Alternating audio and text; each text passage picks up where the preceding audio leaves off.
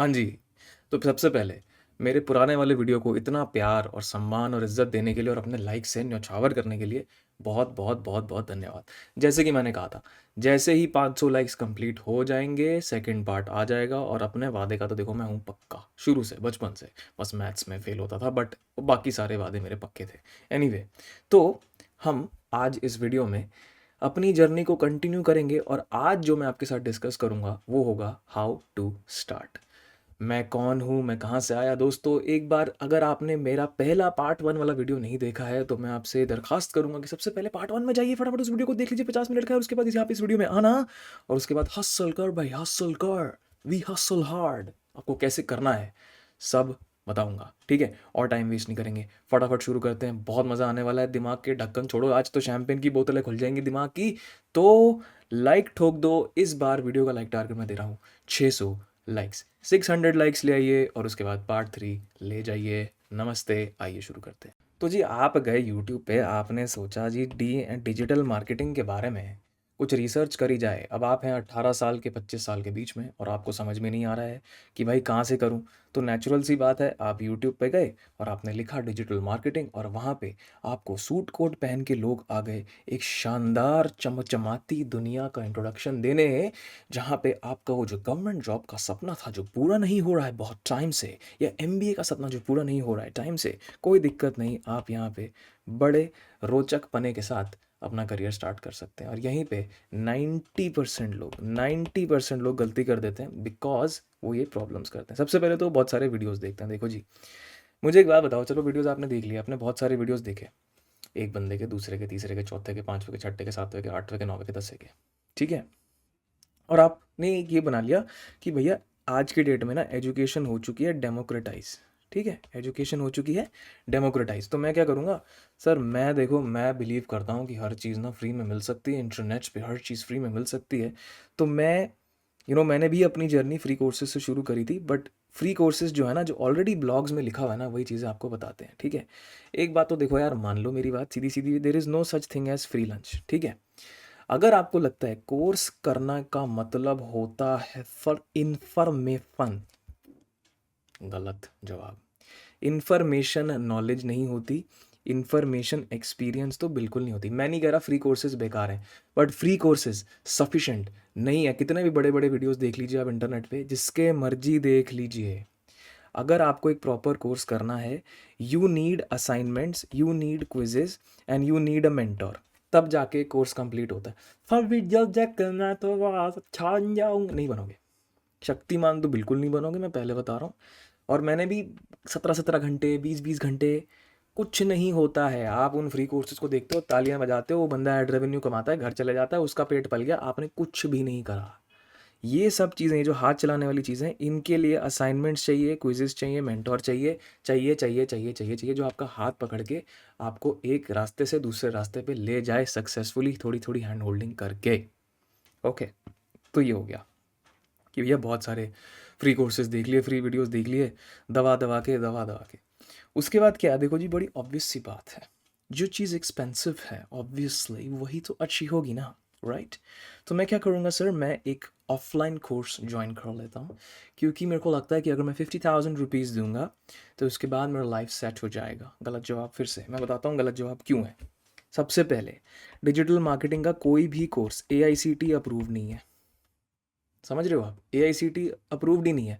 मतलब digital marketing का जो भी प्रोग्राम आप लोगे, चाहे मेरे से लो, जिससे मर्जी लो, IIM से भी ले लो, वो भी एक UG या PG डिग्री के बराबर नहीं है।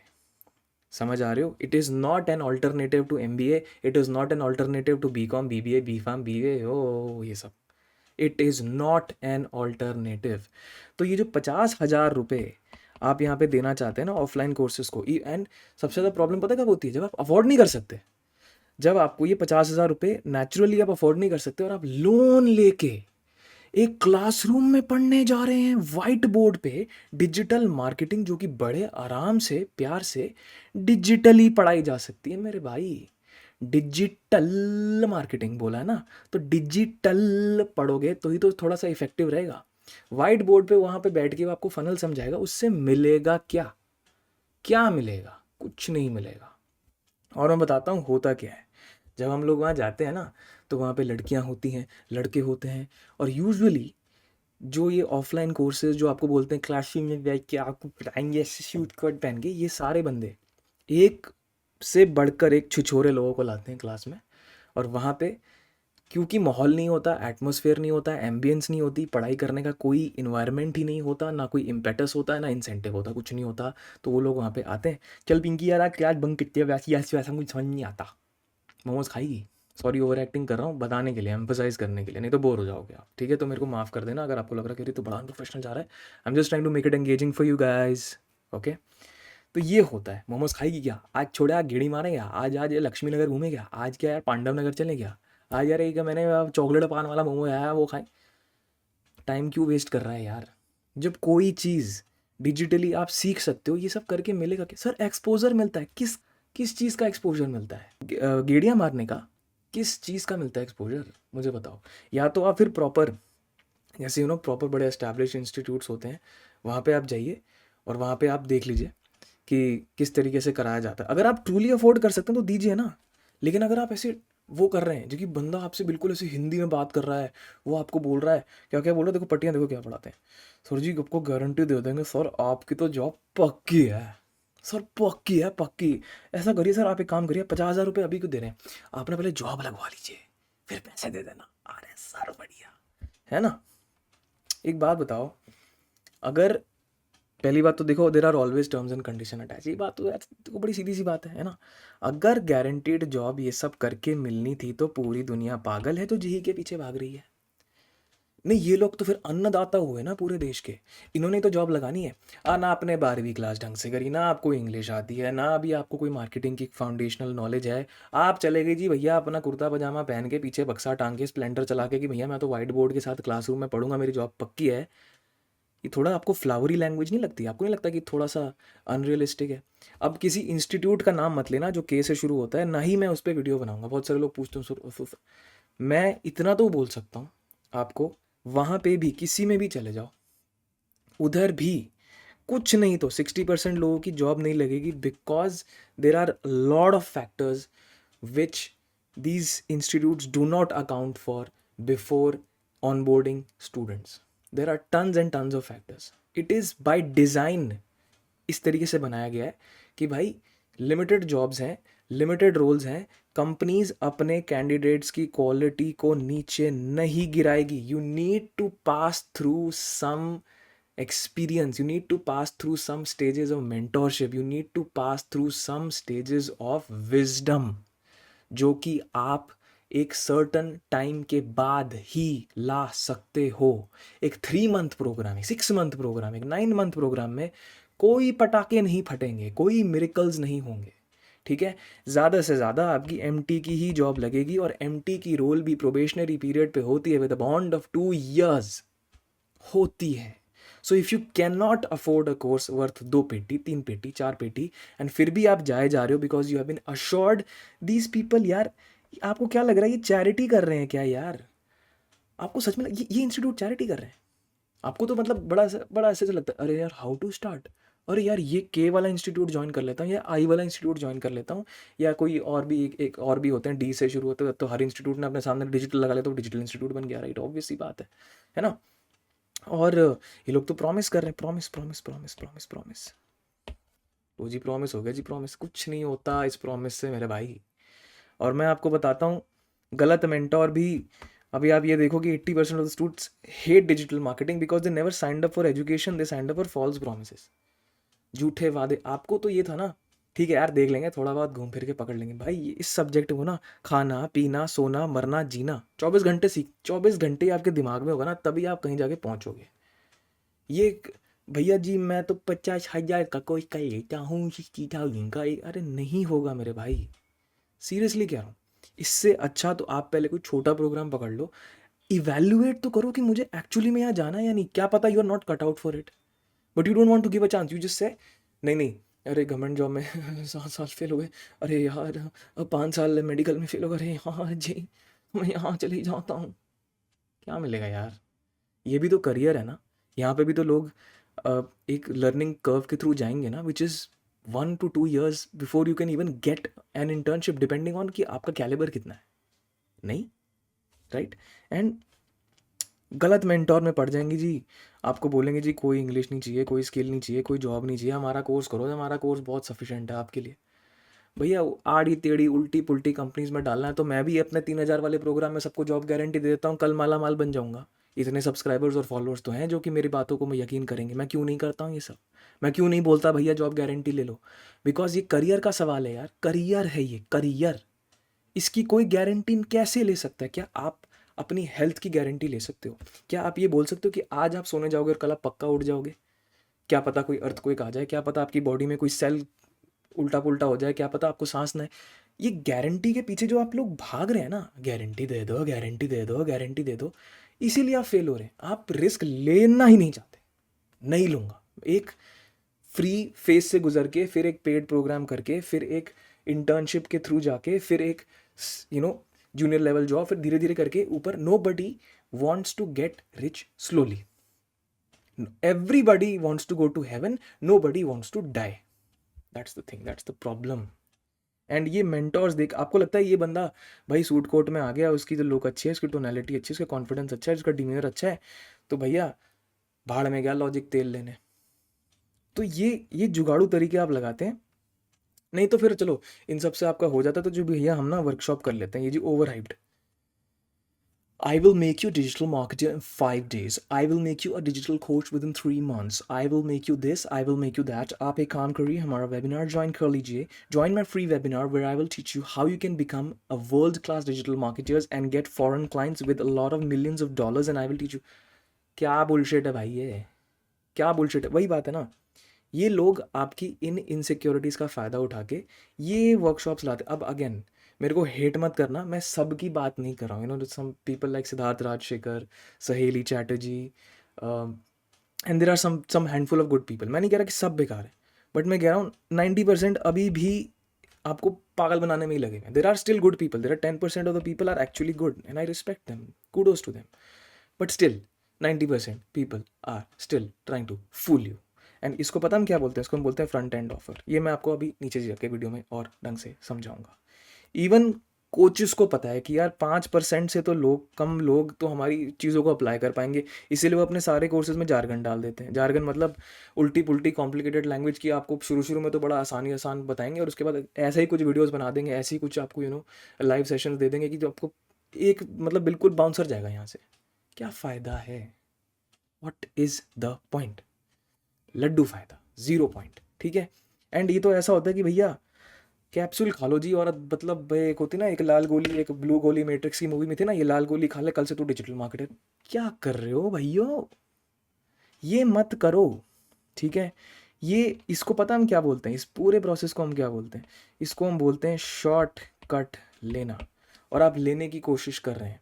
अगर लॉन्ग कट लेने के लिए तैयार हो ना, तो ही ये वीडियो आगे देखना, तो ही कुछ सोचना, कुछ समझना। अगर ये शॉर्टकट में ही अगर आपको लग रहा है कि नहीं मैं इसका सक्सेस, ये जो शॉर्टकट्स आपको दिए जा रहे हैं ना, इसका success rate is less than 10%। आप सोचो, आप 90% प्रोबेबिलिटी टू फेल में खेल रहे हो। Is this a fair game? Is this a fair game? Again sir आप भी तो कोर्स बेचते हो आप। अरे भाई मैंने बोला कि आप मेरा कोर्स ज्वाइन करो, मैंने ये नहीं बोला ना। हाँ तो please don't try to mince words. मैंने नहीं बोला, मैं ना ही मैं आपकी वहाँ पे आके गर्दन मरोड़ के, हाथ कलाइयाँ मरोड़ के कह रहा हूँ कि मेरे प्रोग्राम है। मैं नहीं बोल रहा। आपको जहाँ जाना है आप जाओ, एटलीस्ट शॉर्टकट तो मत लो यार। क्यों लेना चाहते हो शॉर्टकट? जस्ट बिकॉज आपने अपनी बेवकूफ़ी की वजह से वो 5 साल गवर्नमेंट जॉब में लगा दी, तो अब आप अपने करियर के साथ ऐसे करोगे? एक छोटा बच्चा कल को पैदा हुआ है, क्या आप उसको बोल सकते हो कल से जा तो 10 क्रिकेट खेल के आ, मेरा विराट कोहली बन? नहीं ना। आपका दिमाग भी छोटा बच्चा है, उस पर इतना लोड, इतना प्रेशर क्यों डालो? फिर आपके पेरेंट्स में और आपके रिलेटिव्स में जो आपको आईआईटी के लिए फोर्स कर रहे थे, और आप में क्या फ़र्क हुआ? Zero, zero. उनमें भी पेशेंस नहीं थी और उनको लगा कि यही एक सक्सेस का तरीका, और आप में भी पेशेंस नहीं है, आपको लग रहा है सक्सेस का यही तरीका है। दोनों गलत है, दोनों गलत है। सोचना है इस बारे में। चलो अब हम बात करेंगे प्रोफेशनल तरीके से, और ये लंबा मॉड्यूल होगा तो पूरा देखना। चलो जी, चोमू बन गए। अब सबसे पहले हम ये हाउ टू स्टार्ट के अंदर एक प्रोफेशनल तरीका है। अब प्रोफेशनल तरीके के अंदर मैं क्या क्या कवर करूँगा वो भी मैं आपको दिखाता हूँ। मैं माइंडसेट कवर करूँगा, एक्सपेक्टेशंस कवर करूँगा, मैं स्किल्स कवर करूँगा, बहुत डेप्थ में जाके हम स्किल्स कवर करेंगे, बहुत ज़्यादा डेप्थ में, और कोर्सेज़ के लिए एक छोटा सा सरप्राइज़ आप लोगों के लिए, ठीक है। चलो सबसे पहले मैं माइंडसेट के ऊपर बात कर लेता हूँ। मैंने अभी आपसे अभी बात करी ना, इस फील्ड में तभी जाइए, तभी स्टार्ट करिए अगर आपने मन बना लिया है कि आपको पता है ये करियर अभी नया नया इंडिया में आया है, इसको 50 साल तक नहीं हुए, 20 साल तक नहीं हुए, इसकी एक्चुअल जो सिग्निफिकेंस रेलेवेंस हुई है वो 2017 के बाद से हुई है। तो सर अभी ये देश में थोड़ा सा इवॉल्व हो रहा है, अभी इसकी इतनी मेचोरिटी नहीं आई है, अभी इसमें इतने सारे जॉब्स भी नहीं आए हैं, लेकिन वो आगे आगे बढ़ते बढ़ते बढ़ते बढ़ते बहुत अच्छे जाएंगे, क्योंकि अभी 55% ऑफ द इंडिया तो इंडिया से कनेक्टेड ही नहीं हुआ है, ठीक है। तो our countries experience a wave of digital revolution, but people still do not know what to expect from digital marketing, ठीक है। तो अपने आप से एक एक्सपेक्टेशन, एक प्रॉमिस करो, I am choosing this field because I am sure that this is where I want to be and I am willing to work hard to reach the best companies. ये promise करो खुद से, ये expectation होनी चाहिए आपकी खुद से। I know that I can live, breathe, eat marketing for breakfast, lunch and dinner, and the journey is far from easy. Easy नहीं है, बोलते हैं ना वो, क्या कहते हैं वो, दीपिका पादुकोण कौन कहती है ना, हैप्पी न्यू ईयर, ईजी नहीं है, वही ईजी नहीं है, ठीक है। तो चलो ये तो बात हो गई। And I understand that I am looking at career development and will not allow small failures to demotivate me. एक तो भैया जितने एंथुजियाज्म से लोग आते हैं उतने डीमोटिवेटेड लोग बाहर जाते हैं। भैया किसी ने सच बोल दिया, हाय जॉब गारंटी जैसा कुछ नहीं होता, हाय ऐसे नहीं चलेगा भैया। I know that I do not possess the skills that the market needs at the moment, and I'm willing to spend some time to develop myself. ये प्रॉमिस होना चाहिए, ये एक्सपेक्टेशन होनी चाहिए भैया खुद से।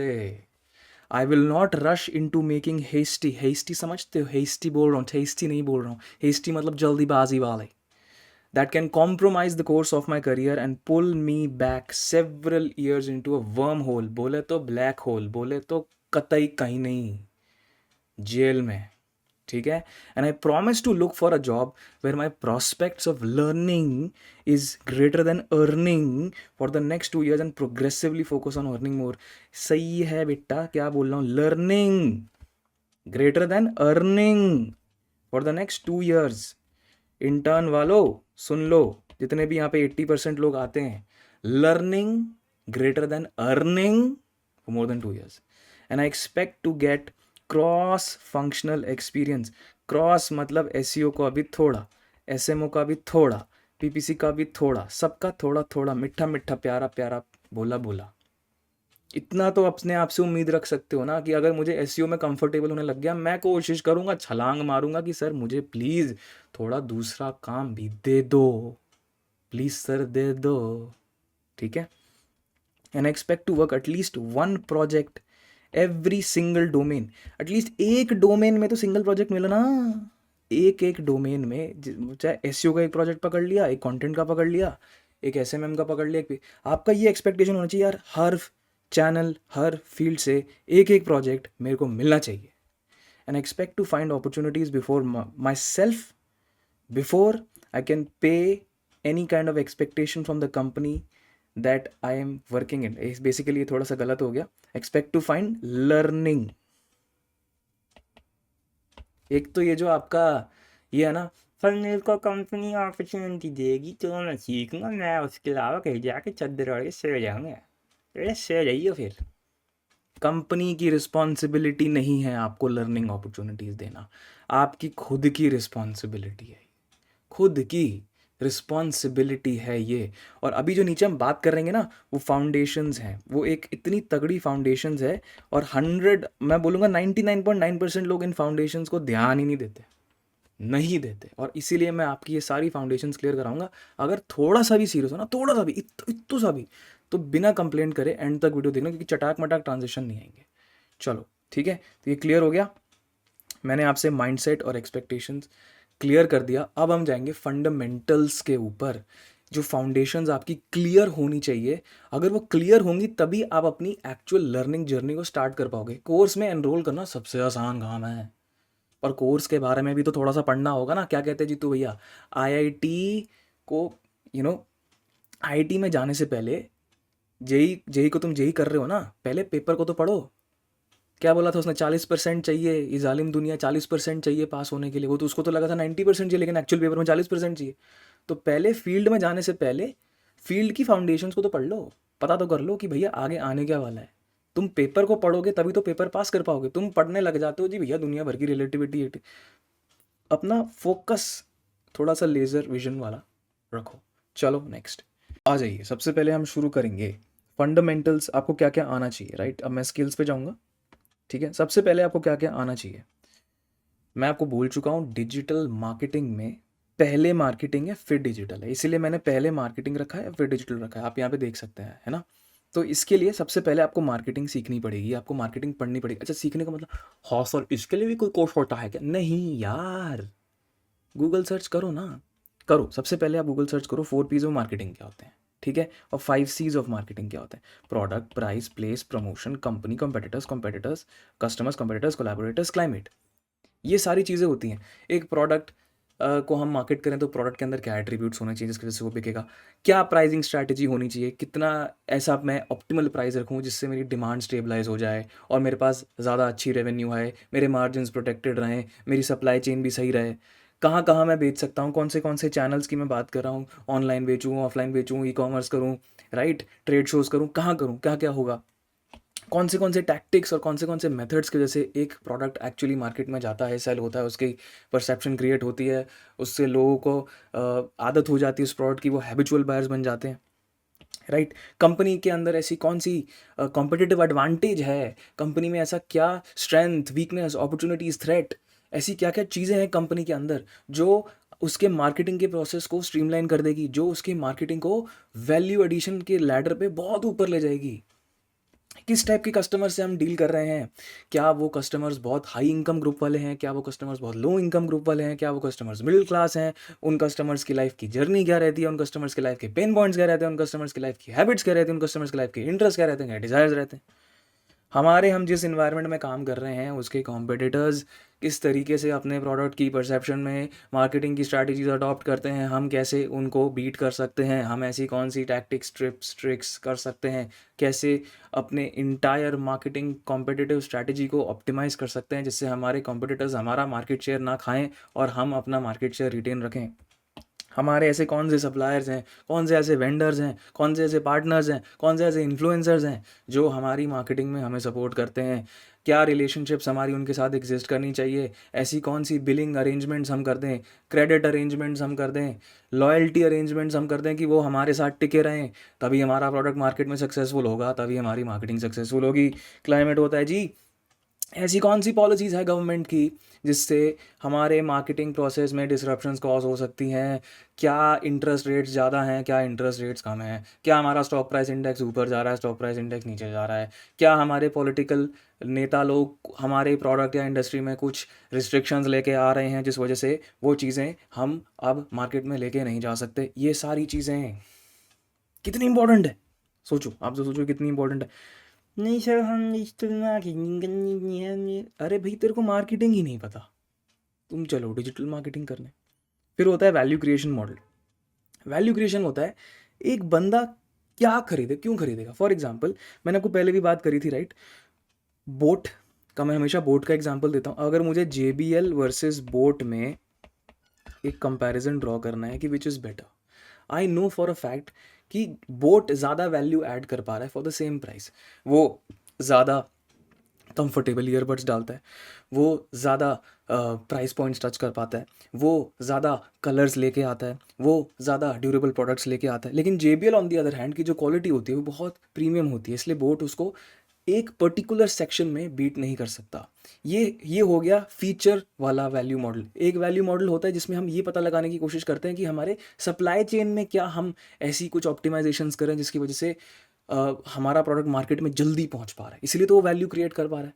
हम वैल्यू कहाँ कैप्चर कर पा रहे हैं, हम कस्टमर के फीडबैक को सुन के नए नए प्रोडक्ट्स मार्केट में ला पा रहे हैं। सो वैल्यू टू कस्टमर्स, हम क्या कस्टमर्स को वैल्यू दे पा रहे हैं, हम अपने एम्प्लॉयज़ को क्या वैल्यू दे पा रहे हैं ताकि वो हमारे साथ हमेशा रहें और हमारा मार्केट में नाम अच्छा रहे। मार्केटिंग मतलब मार्केट, बोल चुका हूँ ना मैं, right. And value to business, हम ओवरऑल ऐसी क्या एक्टिविटीज़ कर रहे हैं, हम ओवरऑल ऐसे क्या एडिशंस कर रहे हैं, हम ओवरऑल ऐसी क्या इन्वेस्टमेंट्स कर रहे हैं जिससे बिजनेस में वैल्यू जनरेट हो रही है, और हम अपनी जो भी हम वैल्यू दे पा रहे हैं उसको फिर हम एक फीडबैक लेवल पे कंपेयर कर सकें। ये वैल्यू मैंने जनरेट करी थी, इतना बिजनेस मैंने जनरेट करा था, क्या मेरे कस्टमर्स सेटिस्फाइड हैं, क्या मैं अपने कस्टमर्स को रिटेन कर पा रहा हूँ, ओवरऑल रिटेंशन मार्केटिंग। यहाँ पे फिर से आ गया जो हमने फर्स्ट वीडियो में बात करी थी, फिर आता है कंज्यूमर बिहेवियर। सोचो कितना इंपॉर्टेंट है, सोचो कितना इंपॉर्टेंट है। इंडिया इतनी कॉम्प्लेक्स मार्केट है, यहाँ पे एक कंपनी एक प्रोडक्ट के आप सोचो कितने सारे कॉम्पिटिटर्स हैं। तो एक बंदा जब कोई कंपेटिटर का प्रोडक्ट ढूंढ रहा है और आपको ये बताना है उसे कि हमारा प्रोडक्ट उससे क्यों बेटर है, तो आप सोचो कि कितना कॉम्प्लेक्स बाइंग बिहेवियर है। अगर आप उस बायर के बिहेवियर को समझ पाओगे तभी तो आप अपनी वैल्यू ढंग से कम्युनिकेट कर पाओगे, करेक्ट। तभी तो आप अपनी वैल्यू ढंग से कम्युनिकेट कर पाओगे। तो ये बिहेवियर भी पढ़ना होता है। मार्केट में सर्वेज चलते हैं, फीडबैक चलते हैं, ट्रेड शोज होते हैं, एंगेजमेंट सर्वेज होते हैं, सेलिब्रिटी लाइव वेबिनार्स लेते हैं और लोगों से पूछते हैं। एक टोनैलिटी होती है उसमें कि लोग हमारे ब्रांड को लेके, अभी हम अगर एक मुझे एक परसेप्चुअल मैपिंग कहते हैं उसके, अगर मैंने एक ग्राफ बना दिया और मान लो ये सेटिस्फैक्शन है और ये वैल्यू है, तो हमारा प्रोडक्ट इनके बीच में कहाँ लाई कर रहा है। मान लो ये मेरा competitor high value and highly satisfied, और मान लो मेरा कॉम्पिटिटर का प्रोडक्ट हो गया low value and low satisfaction. तो इतना सोचो कितना डेप्थ में जाना पड़ेगा। आप इसके बारे में सर्च करोगे बाइंग बिहेवियर के बारे में, तभी तो आपको समझ में आएगा कि मेरी इस इंडस्ट्री में पर्टिकुलर निश में भैया ऐसा हो क्या रहा है, कैसे लोग बाय करते हैं, कितने रिसर्च स्टेप्स लगते हैं उनको, क्या वो अपने दोस्तों के पास जाके पूछते हैं, क्या वो अपने पेरेंट्स से पूछते हैं, क्या वो अपने रिलेटिव से पूछते हैं। एक बायर्स जर्नी साइकिल क्या होती है, राइट। फिर है डिजोनेंस रिड्यूसिंग बिहेवियर। डिजोनेंस रिड्यूसिंग बिहेवियर ये होता है कि अब एक प्रोडक्ट के लिए आप मल्टीपल कॉम्पिटिटर्स, हर कोई आपके बायर को कैप्चर करने की कोशिश कर रहा है। तो आप ऐसा क्या non cookie cutter approach, non cookie cutter approach मतलब आप किस तरीके से अपने यूज़र की अटेंशन को कैप्चर कर पा रहे हो, आप कैसे इंश्योर कर पा रहे हो कि जो लोगों ने आपसे पहले खरीदा था वो आपके पास वापस आते रहें। आप ऐसी क्या स्ट्रैटेजीज, क्या ट्रिक्स, क्या चैनल्स, क्या सीक्वेंसेस, क्या फंक्शंस अडॉप्ट कर रहे हो जिससे डिजोनेंस हट रही है, मतलब बाकी लोग उस प्रोडक्ट को नहीं देख रहे और हमारे साथ इन्वेस्टेड है। So dissonance reducing behaviour, Apple does a great job at it. एक बार बंदे ने आईफोन ले लिया, वो बंदा वापस से आईफोन लेगा, so they are able to remove all dissonance, right. फिर वैरायटी सीकिंग बिहेवियर, अब ये बहुत बड़ा चैलेंज है इंडिया में। हर बंदे को एक प्रोडक्ट के लिए वैरायटी चाहिए, तो मैं कितनी ऐसी वैरायटीज़ बना सकता हूँ अपने प्रोडक्ट की, मैं कितनी ऐसी वैरायटीज़ बना सकता हूँ अपनी सर्विस की, मैं कितनी ऐसी वैरायटीज़ बना सकता हूँ अपने एक्सपीरियंसेस की, मैं कितनी ऐसी वैरायटीज़ बना सकता हूँ अपने खाने की, मैं कितनी ऐसी वैरायटीज़ बना सकता हूँ on anything that I wish to sell, ताकि मेरे मार्जिन्स प्रोटेक्टेड रहें, ताकि वो लोग मेरे पास बार बार आते रहें, ताकि मेरा मार्केट शेयर रिटेन रहे, राइट। फिर पर्सनल प्रेफरेंस को मैं किस तरीके से टैकल कर सकता हूँ, ग्रुप इन्फ्लुएंस को मैं किस तरीके से टैकल कर सकता हूँ, influence buyers, impulse buyers. Marketeer साहब सोचना पड़ता है, इतना आसान नहीं होता है कि बस ऐड चला दीजिए हो गया मार्केटिंग, होगी जी हमारी, होगी मार्केटिंग, ऐसे नहीं होता दोस्तों, ठीक है। Then STP, it is extremely extremely extremely important. STP होता है सेगमेंटेशन, T होता है टारगेटिंग एंड P होता है पोजिशनिंग। अगर इसको मुझे सिंपल लैंग्वेज में एक्सप्लेन करना हो, मान लो Xiaomi अपना एक फ़ोन बेचना चाहता है और उसने एक ग्रुप ऑफ कस्टमर्स को आइडेंटिफाई करा जो 18 साल के बच्चे हैं, दिल्ली में रहते हैं, पेरेंट्स के साथ, मिडिल क्लास हैं, ठीक है। तो ये अगर आप इसको पूरा कंसिडर करोगे, राइट, एज अ यूनिवर्स, तो ये एक सेगमेंट बन गया, ठीक है। और अगर आप इसके छोटे छोटे पार्ट्स को गिनोगे, ये 18 साल का है, दिल्ली का ही रहता है, पी में है, एम है, या फिर आपने इसके और बंडल्स बना दिए, राइट, एक डिफरेंट सेट ऑफ टारगेटिंग, एक different set of targeting, right. तो ऑन अ ब्रॉड लेवल इसको हम सेगमेंट कहते हैं, एंड ऑन अ छोटा लेवल, राइट, जब आप एक छोटी छोटी चीज़ों को देख के अपने डिसीजंस ले रहे हो और पैसा डाल रहे हो और एड्स चला रहे हो और कैंपेन्स चला रहे हो, उसको टारगेटिंग कहते हैं। एंड पोजीशनिंग होती है कि उस पर्टिकुलर कैंपेन के बाद वो कस्टमर उसको परसीव कैसे करेगा। फॉर एग्जांपल एप्पल जब भी चलाता है उसका एक ही परसेप्शन होता है लग्जरी की, भाई हम तो लग्जरी प्रोडक्ट हैं, हमें तो लग्जरी की आंखों से देख, राइट, ये परसेप्शन होता है। तो STP भी अपने आप में एक पूरी पढ़ाई है जो आपको करनी पड़ेगी ना। ये सोचो कितनी सारी चीज़ें एट प्ले हो रही हैं जो आपको लगता है थ्योरेटिकल है, लेकिन एक्चुअली में वो कितनी प्रैक्टिकल है। They are so practical, they are so practical, just imagine, right. And then you need to know basics of business accounting. सब ने शार्क टैंक देखा, आपने देखा है ना, वहाँ पे वो लोग हमेशा बीच बीच में कुछ कुछ वर्ड्स हमेशा पूछते हैं, क्योंकि भाई ये मार्केटिंग में जानना ज़रूरी है। तू मार्केटिंग ही नहीं करेगा तो प्रोडक्ट बिकेगा ही नहीं, और वो बिकेगा नहीं तो ऑब्वियसली तेरे ये जो अकाउंटिंग के प्रिंसिपल्स हैं जिसकी वजह से ये आपके जितने भी इंपॉर्टेंट मार्कर्स हैं, अगर ये ग्रो नहीं करेंगे तो इन्वेस्टर्स आपकी कंपनी में पैसा नहीं डालेंगे। तो one of the very important accounting marker is gross margin, कि खर्चों से पहले मेरा कितना मार्जिन है। अगर मैं मान लो 100 रुपये का प्रोडक्ट है और अगर मैं उसको कस्टमर के पास बेचता हूँ तो मेरा एक्चुअल मार्जिन 90 रुपये है, राइट। अब लेकिन अभी तक मैंने इसमें एडवर्टाइजिंग कॉस्ट, रेंट, खर्चा, बिजली पानी कुछ नहीं डाला, तो ये मेरा ग्रॉस मार्जिन हो गया। फिर मेरा नेट मार्जिन, सारे खर्चे निकालने के बाद मेरा कितना नेट, मेरे हाथ में कितना बचता है। इबिड्डा, सारे कॉमर्स वाले बच्चों को पता है कि इबिड्डा क्या होता है, earnings before interest tax, right, and amortisation, right, depreciation and amortisation.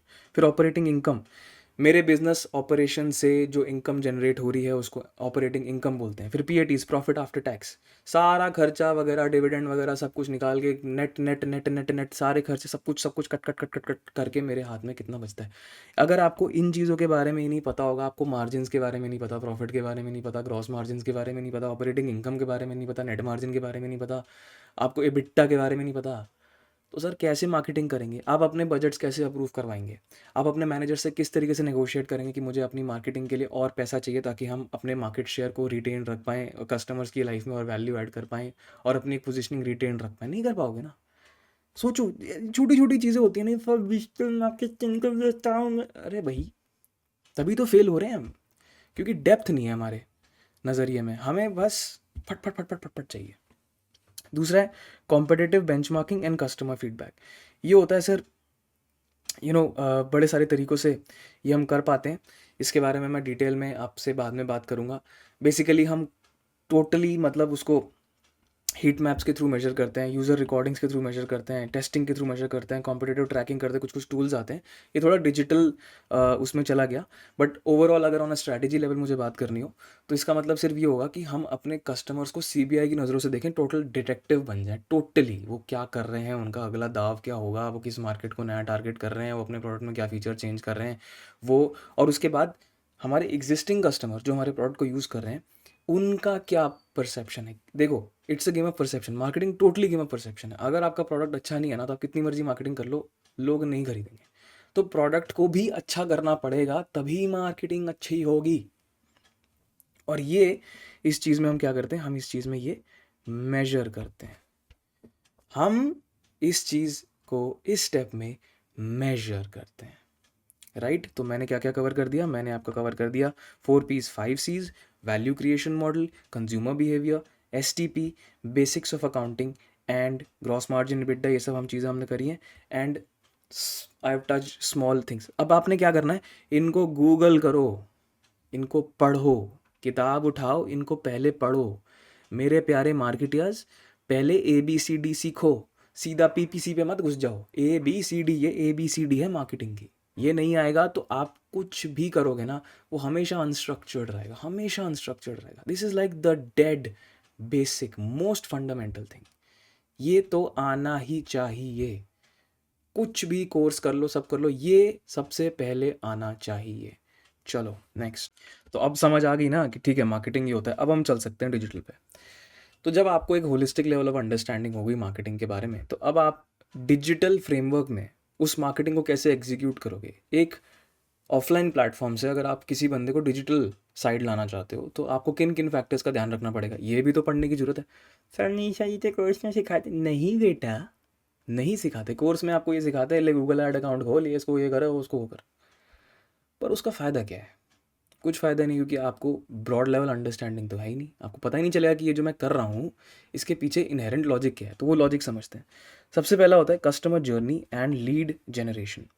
देखो फॉर एग्जांपल, अब लोग मेरा ये वीडियो, मान लो कि मुझे मेरा एक कोर्स बेचना है, ठीक है, 999 रुपीज़ का है। अब लोग यूट्यूब वीडियो देखेंगे। अब अगर वो फर्स्ट टाइम मेरा यूट्यूब वीडियो देख रहा है तो वो कोल्ड लीड हो गया। कोल्ड का मतलब अभी वो मेरे से इतना इंप्रेस नहीं हुआ, अभी वो मुझे इतना ट्रस्ट नहीं करता। तो इसका मतलब मुझे अपने एक्सपोजर को रिपीट करना पड़ेगा, राइट। मुझे मल्टीपल लेवल्स पे उसको ये ट्रस्ट जनरेट करना पड़ेगा कि एक्चुअली में मेरा product is superior, than the other competitors.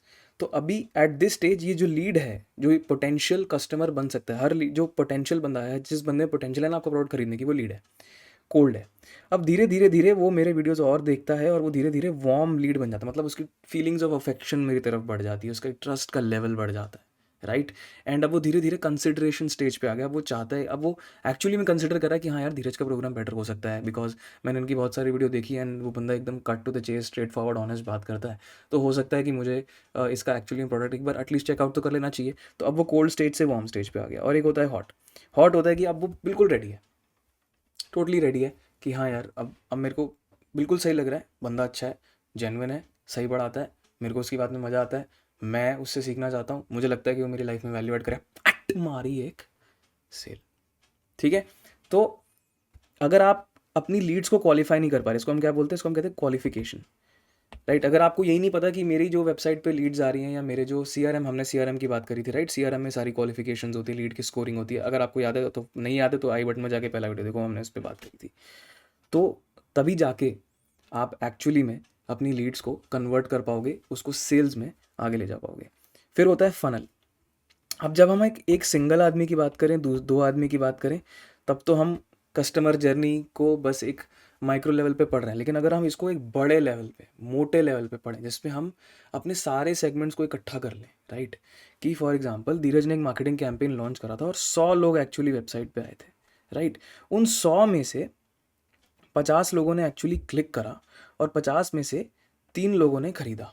तो हो क्या रहा है, आप देख रहे हो एट एवरी स्टेज फिल्ट्रेशन चल रही है, 100 से पहले आए 50, 50 से फिर एक्चुअली में आए 3। तो इसको हम फनल बोलते हैं। हर वेबसाइट पे अगर आप मास लेवल पे मार्केटिंग कर रहे हो तो एक्चुअली में आप एक फनल में ऑपरेट कर रहे हो at every step of your customer journey, right. तो मेरी जर्नी आप लोग को समझ में आ गई, 1 वीडियो, 2 वीडियो, 3 वीडियो देखा, फिर वेबसाइट पे गया, फिर वेबसाइट के बाद फ्री कोर्स में एनरोल किया, फिर फ्री कोर्स में बाद उसने डिसीजन लिया कि मुझे खरीदना है। तो ये तो जर्नी हो गई, हमने यहाँ पे जर्नी सेट कर दी। लेकिन एक्चुअली में अगर हम बहुत सारे लोगों को एक साथ कंबाइन करें तो मोटा मोटा तो हम देखो फनल्स की बात कर रहे हैं, राइट। और एंड ऑफ द डे मुझे तो अपनी परचेजेस बढ़ाने, जो कि बॉटम ऑफ द फनल होता है, राइट। एक होता है मिड, एक होता है टॉप, राइट। तो इसकी भी पढ़ाई थोड़ी सी करनी होती है, आपको पता होना चाहिए कि रेस फ्रेमवर्क क्या होता है। रेस होता है reach, reach, acquire, convert and engage. Reach, acquire, convert and engage. एक होता है एडा model, awareness, interest, desire, action, ठीक है। और एक होता है वैल्यू लैडर। तो ये कुछ मार्केटिंग फनल्स के फ्रेमवर्क हैं, आप इनको गूगल करेंगे, आपको इनके ऊपर बहुत सारे वीडियोस मिल जाएंगे, आपको इनके ऊपर बहुत सारी इन्फॉर्मेशन मिल जाएगी, आपको इनके ऊपर बहुत सारी नॉलेज मिल जाएगी। अगर आपको अपनी वेबसाइट का फनल नहीं पता ना सर, थोड़ी शर्म आनी चाहिए आपको एक मार्केटर। आप किस मुंह से अपने आप को मार्केटर कह रहे हैं? फनल तो इतना यूज़ होता है ना मार्केटिंग लैंग्वेज में, क्लाइंट कॉल्स में, सेल्स कॉल्स में, पिक्चर्स में, हर चीज़ में इतना यूज़ होता है फनल, जिसकी कोई हद नहीं है। तो ये फनल्स का एक एक सेमी एडवांस नॉलेज अगर आपको होगी, एटलीस्ट अगर आपने रीड ही कर लिया, आपने बहुत कुछ देख लिया, तो आपको at the back of the mind याद होगा कि हाँ यार मेरी वेबसाइट का ना अभी ये फनल चल रहा है, आपको समझ, अच्छा हाँ यार मेरे को ना ये कस्टमर जर्नी मेरी अभी चल रही है। फिर जैसे कि मैंने बोला, अब हम क्या कर रहे हैं, हम अपनी मार्केटिंग को डिजिटल लेवल पे ले आए हैं। और डिजिटल पे हम क्यों लाते हैं, हम एक ऑफलाइन लेवल से डिजिटल पे लाते क्यों, ताकि हम मेजर कर पाएँ। क्या मेजर कर पाएँ? मैट्रिक्स, राइट, मेट्रिक्स, ठीक है। तो कुछ टॉप लाइन मैट्रिक्स होते हैं। टॉप लाइन मैट्रिक्स ऐसे होते हैं जिससे डायरेक्टली बिजनेस पे इम्पैक्ट पड़ता है। फॉर एग्जांपल, ज़्यादा सेल्स आएंगी, ज़्यादा लीड्स आएंगी, ज़्यादा इंक्वायरीज आएंगी, बिजनेस ग्रो करेगा। ये टॉप लाइन मैट्रिक्स है, ठीक है। इनका डायरेक्ट कंट्रीब्यूशन होता है कंपनी की ग्रोथ में। आपको टॉप लाइन मैट्रिक्स के बारे में पता होना चाहिए हमेशा, ठीक है। फिर होते हैं मिड लाइन मैट्रिक्स या फिर मिड मैट्रिक्स, जिससे रेवेन्यू को एक सपोर्ट मिलता है। फॉर एग्जांपल, अगर ऐड टू कार्ट ही नहीं होगा वेबसाइट में, अगर आपको यही नहीं पता कि यार एक्चुअली में 100 लोग आते हैं वेबसाइट में और उसमें every day I am getting around 55 add to cart और उसमें से ओनली 3 पीपल बाय, अगर आपको ये रिलेशनशिप ही नहीं पता, right, then how will you optimise your marketing campaign, right. तो अगर आप मान लो ऐड टू कार्ट बढ़ा दोगे तो नेचुरली आपके परचेजेस भी बढ़ जाएंगे, है ना। जितने लोग कार्ट में ऐड करेंगे तो प्रोबेबिलिटी और बढ़ जाती है ना कि यार अब वो एक्चुअली में परचेज भी करेंगे। सो इंस्टेड ऑफ सेइंग कि यार मुझे तो टॉप लाइन मैट्रिक्स मेरा ग्रो नहीं हो पा रहा है, I will like to go back one step down and see यार ऐड टू कार्ट कैसे इंक्रीज कर सकता हूँ। क्या पता डिस्काउंट चेकआउट डाल देता हूँ, क्या पता कोई बढ़िया सा प्रोमो कोड डाल देता हूँ, क्या पता कोई बंडलिंग ऑफर डाल देता हूँ, क्या पता है कुछ फ्री भी उसको दे देता हूँ, राइट। तो ये मैट्रिक्स की अगर नॉलेज नहीं होगी, अगर ये मैट्रिक्स आपके बारे में पता नहीं होगा, तो कैसे आप अपने मार्केटिंग कैंपेन्स ऑप्टिमाइज़ करेंगे? पता होने से पहले तो एटलीस्ट डेफिनेशन तो पता होनी चाहिए, राइट। चेकआउट हो गया, और फिर बॉटम लाइन मैट्रिक्स होते हैं। वैसे तो बॉटम लाइन मैट्रिक्स में बड़ी सारी चीज़ें आती हैं, लेकिन हम इसमें रिटर्न ऑन एड स्पेंड करेंगे। अगर हमने 100 रुपये की ऐड चलाई और उसमें से मान लो 5,000 रुपये का माल बिका, तो return on ad spend is this upon this, and एक एक्स में फिगर आएगा, मतलब कितनी 1 रुपया हमने डाला तो कितना रुपया बाहर आया, that is return on ad spend. Then net operating margin, या फिर आप प्रॉफिट आफ्टर टैक्स भी ले सकते हो। एंड ऑफ द डे सारी कैंपेन एक्टिविटीज़ करने के बाद, सेल्स लाने के बाद भी क्या कंपनी में प्रॉफिटेबल है? फॉर एग्जांपल पेटीएम, आपको पता है वो अभी भी लॉस मेकिंग है। मान लो 10,000 करोड़ कमाती है, लेकिन फिर भी 5,000 करोड़ का लॉस रिपोर्ट कर रही है, तो उसके बॉटम लाइन मैट्रिक्स खराब हैं, टॉप लाइन मैट्रिक्स अच्छे हैं, सेल्स आ रही हैं पर प्रॉफिट नहीं बच रहा। तो ये चीज़ें आपको, आप कर क्यों रहे हो मार्केटिंग? इसीलिए कर रहे हो ना, ताकि मैं अपनी बॉटम लाइन मैट्रिक्स को इम्प्रूव कर सकूं, और तो कोई रीज़न नहीं है। अगर कंपनी में प्रॉफिट ही नहीं आएगा तो तुम्हारी सैलरीज कहाँ से आएगी, राइट? तुम कैसे ग्रो करोगे? तुम तभी ग्रो करोगे जब तुम कंपनी को ग्रो करोगे। कंपनी को कैसे ग्रो करोगे? जब तुमको ये नॉलेज होगी कि ठीक है यार, मेरे बॉटम लाइन मैट्रिक्स अभी थोड़े से डिस्टेबलाइज्ड हैं, I have to work toward some kind of prudence approach. मुझे थोड़ा सा प्रैक्टिकल अप्रोच लेना पड़ेगा, थोड़े से बजट्स कम करने पड़ेंगे, थोड़ी सी एफिशिएंसीज बढ़ानी पड़ेगी, थोड़े से इन्फ्लुएंसर्स को और ऑनबोर्ड करना पड़ेगा, उनके साथ नेगोशिएट करना पड़ेगा, ताकि मेरे बॉटम लाइन मैट्रिक्स ऑप्टिमाइज रहे। टॉप लाइन मैट्रिक्स तो मेरे अच्छे हैं, या मान लो टॉप लाइन मैट्रिक्स नहीं बढ़ रहे, तो मुझे अब एक्विजिशन पे जाना पड़ेगा। आई विल हैव टू पे माई इन्फ्लुएंसर्स मोर, ताकि मेरे टॉप लाइन बढ़ जाए, तभी तो मेरे बॉटम लाइन पे उसका इम्पैक्ट आएगा, राइट।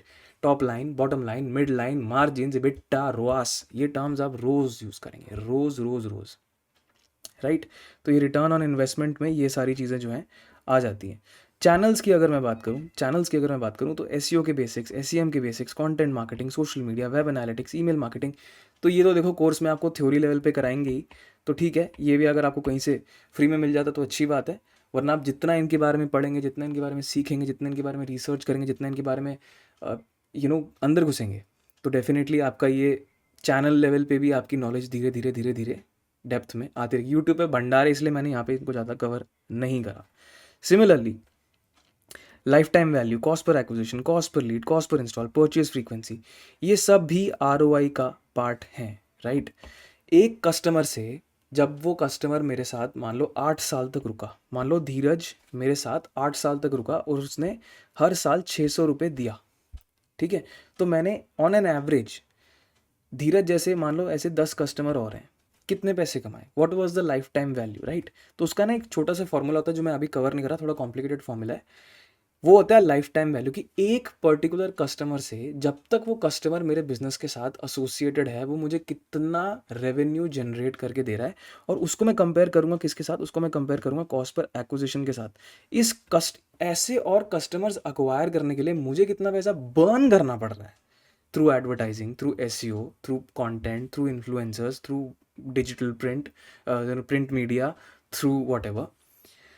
और इसका मेरा लाइफ टाइम वैल्यू पे क्या है? अगर ऐसा हो रहा है कि आपका cost per acquisition life time value से ज़्यादा है, इसका मतलब आप लॉस कर रहे हो, कि मतलब एक बंदे को अक्वायर करने के लिए आप ज़्यादा पैसे दे रहे हो और वो उतने पैसे आपको रिटर्न नहीं कर पा रहा है, या फिर वो आपके प्रॉफिट्स में ऐड नहीं कर पा रहा है, तो आपका कैक, CAC, cake is more than your LTV. This is loss and this is profit. Okay. Similarly एक लीड को अक्वायर करने के लिए कितने पैसे लगे, एक ऐप इंस्टॉल को अक्वायर करने के लिए कितने पैसे लगे, और एक बंदा एक ऑन एन एवरेज मेरी वेबसाइट पे कितनी खरीद रहा है, 5 बार खरीदता है क्या, 10 बार खरीदता है क्या, 20 बार खरीदता है क्या। ये सारी जो आपके ROI वेरिएबल्स हैं, ये सारे आपके ROI फैक्टर्स हैं, ये आपको पता होनी चाहिए। जब आप अपनी मार्केटिंग के बारे में और रिसर्च करेंगे तो ये चीज़ें आपको पता होनी चाहिए कि यार एक्चुअली में ये सारे वेरिएबल्स हैं जिनको मुझे अपने दिमाग में रखना पड़ेगा, and I will have to plan my strategy ahead, optimise on these variables. Numbers को मैं थोड़ा सा एक्सेल शीट में जाके एवरेजेस का फॉर्मूला लगाऊं, पिवट टेबल का फॉर्मूला लगाऊं, एंड देन आई डिसाइड, ठीक है, for one product bundle let's say I change my strategy, इसमें ऐड कम कर दी, उसमें ऐड बढ़ा दी, इसमें इन्फ्लुएंसर कम कर दिया, उसमें इन्फ्लुएंसर बढ़ा दिया, इसके ब्लॉग पोस्ट कम लिखे, उसके ब्लॉग पोस्ट बढ़ा दी। Got it. बट अगर इसका बैकग्राउंड इन्फॉर्मेशन ही नहीं होगा, ये LTV क्या क्या है, क्या CVC क्या, ये मेरे को क्या फारसी बोल रहा है, क्या क्या बोलनी मेरे को, क्या करेगा भैया, पता होना चाहिए। Then retention marketing. Retention marketing होता है, आई थिंक हम इसके ऊपर बहुत ऑलरेडी डिटेल में बात कर चुके हैं। रिटेंशन मार्केटिंग इज एक बंदे से एक पैसा कमाना, मान लो एक बंदे मुझे रोज़ मान लो 100 रुपये की सेल दे रहा है, और दूसरे दिन आके वो 50 रुपये की सेल दे रहा है, और तीसरे दिन आके वो 10 रुपये की सेल दे रहा है, right?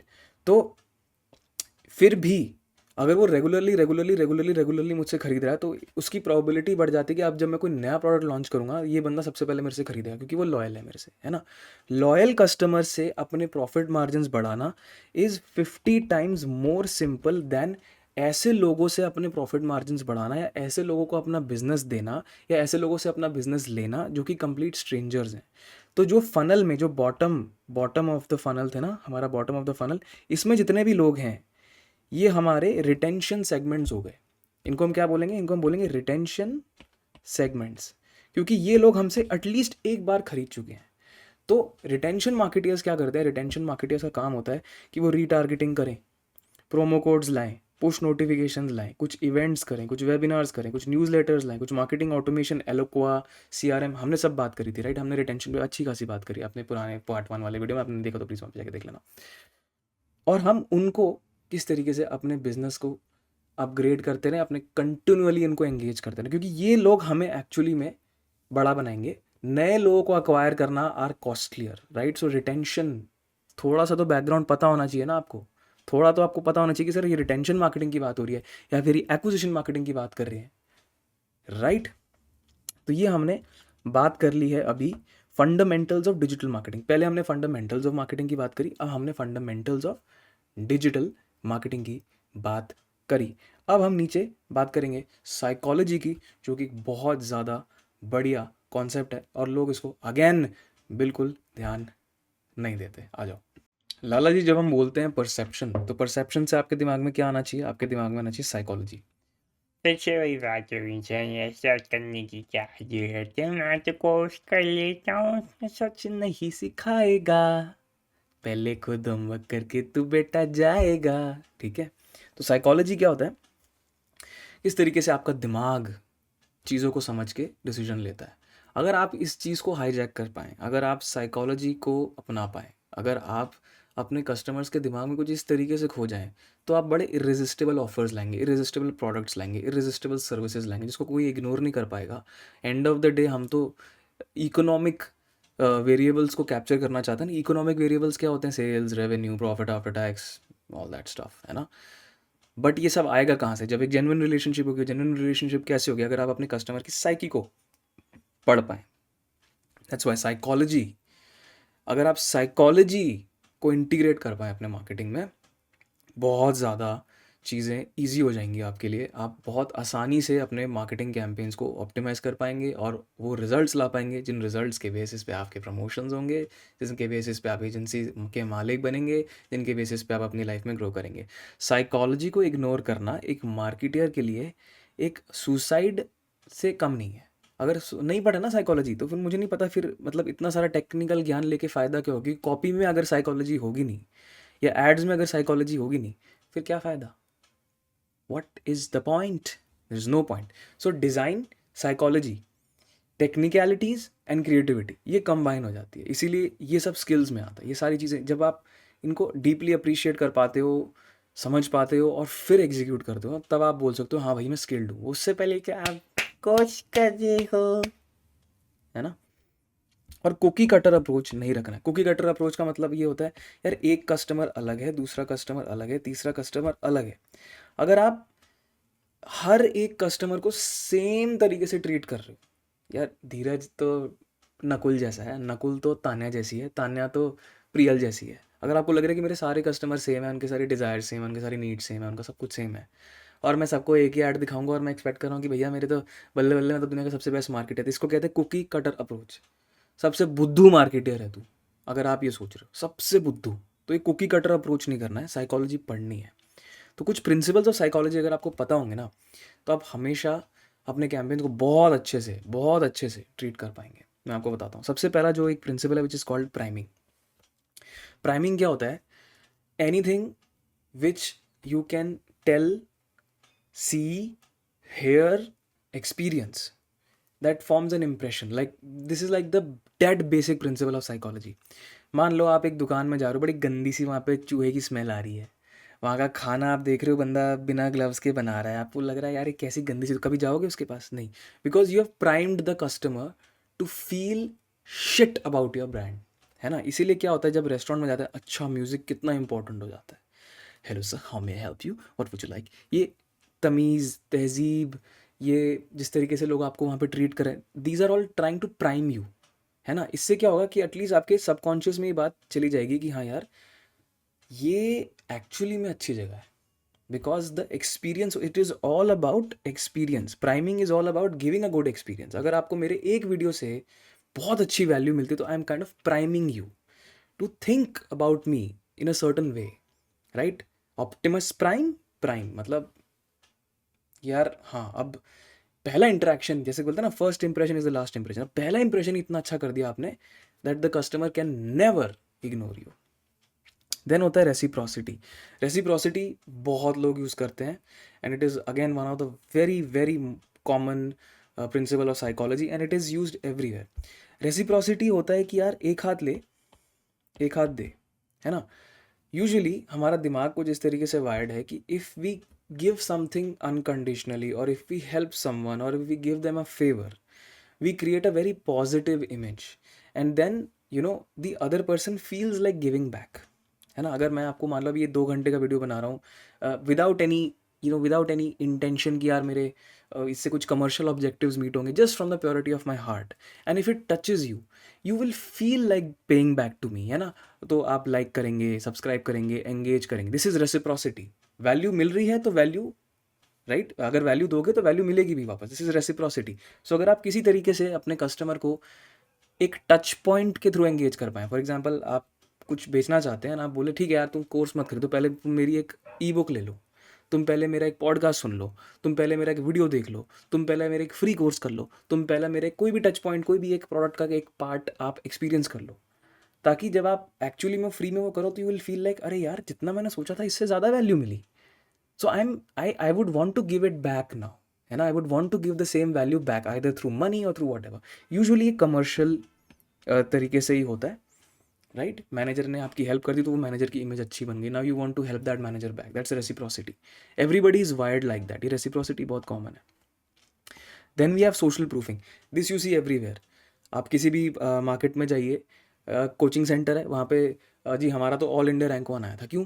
Because that is social proofing. This is kind of giving you proof and evidence कि ये बंदा एक्चुअली में रिजल्ट ला सकता है, हमने उसकी हेल्प करी है, and that is why social proofing कितना इंपॉर्टेंट हो जाता है। कभी कभार ऐसी ऐसी वेबसाइट्स में कुछ ऐसे विजेट्स होते हैं जो ये बताते हैं कि Dheeraj just bought this product 5 minutes ago from India, Delhi, ये उसका आईपी एड्रेस है, ऐसे तक होते हैं। तो एक विजेट आता है फोमो, उसको टेस्ट करिए। उसका मुझे पूरी वेबसाइट नहीं पता, but I think you can go also go to this website useproof.com, use proof. तो ये सोशल प्रूफिंग के कुछ विजेट्स देता है, जिससे कोई बंदा अगर लाइव वेबसाइट विजिट कर रहा है तो वो, अगर आपने वहाँ पे कोई सेल हुई मान लो, तो जो दूसरा वाला बंदा है ना जो वेबसाइट देख रहा है एट द सेम टाइम, उसको ना एक पॉपअप चला जाएगा, अरे Dheeraj just brought this product 5 minutes. तो उससे ना अगेन ये साइकोलॉजी को हिट करने, अच्छा मतलब लोग एक्चुअली में खरीद रहे हैं, अच्छा मतलब स्कैम नहीं है, अच्छा मतलब सही है। That is why testimonials become so important. That is why कि लोग आपको एंडोर्स करें बिकम सो इम्पॉर्टेंट। वो नहीं होगा तो फिर आपके बॉटम लाइन मैट्रिक्स तो कभी आप मीट ही नहीं कर सकते। Then we have the decoy effect. This is brilliant and I think ये भी आप लोग हमेशा इसका शिकार बनते हो। मैं आपको बताता हूँ, फॉर एग्जाम्पल आप हॉटस्टार में जाइए। हॉटस्टार में जब आप सब्सक्राइब करने की कोशिश करेंगे, वहाँ पे ना आपको 3 टाइप की प्राइसिंग देगा, एक मोबाइल देगा, एक कोई मिडिल वाली दे देगा, और एक हाई प्राइसिंग देगा जो कि होगी 999 वाली। अब इसमें भी ना कुछ स्पेसिफिक फीचर्स ऐसे होंगे जिसमें आपको कहीं ना कहीं लगेगा कि यार ये तो चल मैं अफोर्ड कर ही सकता हूँ, मान लो 200 रुपये की है, ये तो चल मैं अफोर्ड कर ही सकता हूँ, लेकिन यार इसमें कुछ ऐसे फीचर्स हैं जो इससे कुछ ज़्यादा ही अच्छे हैं, राइट? फॉर एग्जांपल 200 रुपये में आपको सिर्फ मोबाइल पे आप देख सकते हो और आपको ऐड दिखेगी, लेकिन मान लो 599 रुपीज़ के प्लान में आप डेस्कटॉप पे भी देख सकते हो, लैपटॉप पे भी अप टू 3 डिवाइसेस देख सकते हो, और वहाँ पे भी ऐड दिखेगी। लेकिन अगर आप 599 से सिर्फ 999 में जाओगे ना सर, तो आप कहीं पे भी देख सकते हो, आपको कोई ऐड नहीं दिखेगी। तो यहाँ से तो आपका एक इंप्रेशन बनना शुरू हो गया, यार 200 रुपये तो मतलब खच्चर ही है, और 500 रुपये मैं दे रहा हूँ तो 400 रुपये और दे देता हूँ, कम से कम ऐड तो नहीं दिखेगी। तो ये डीकॉय इफेक्ट हो गया।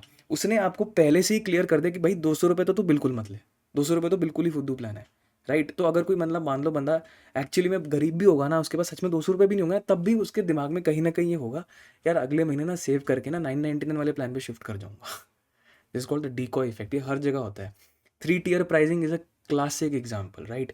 कभी आप सैलून में जा रहे हैं, वो बंदा आपका हेड मसाज कर रहा होता है, वो बोलता है सर तो एक काम क्यों नहीं करते, 300 रुपये दे दो, आपकी बियर्ड भी काट दूंगा। That is the decoy effect. क्यों? क्योंकि आप ऑलरेडी एक सर्विस यूज कर ही रहे हो, है ना, you are already in the system, so you might as well pay slightly more and get the other service done at little less cost than the typical cost, right? उसमें वो बोलते हैं कि सर इतना डिस्काउंट दे दूंगा, या आपको मैं एक नेक्स्ट टाइम ये चीज़ फ्री दे दूंगा। Since you're already part of the system, तो एक डीकॉय फेंका आपके ऊपर and you fell for it and you take this service. This decoy effect is fascinating. Then you have scarcity.